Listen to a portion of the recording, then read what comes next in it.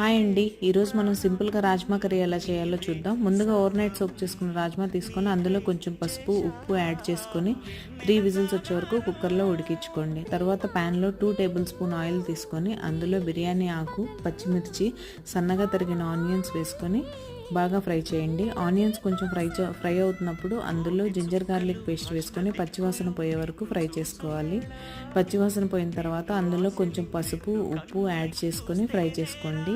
ఇక్కడ పసుపు ఉప్పు చూసి వేసుకోండి, ఎందుకంటే మనం ఆల్రెడీ రాజ్మా ఉడికిస్తున్నప్పుడు వేసాం కాబట్టి ఎక్కువ అయ్యే ఛాన్సెస్ ఉన్నాయి.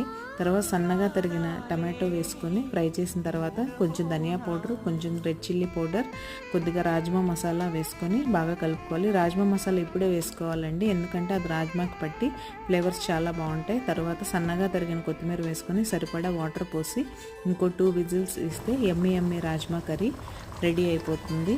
మా పాప ఫేవరెట్ ఈ రాజ్మా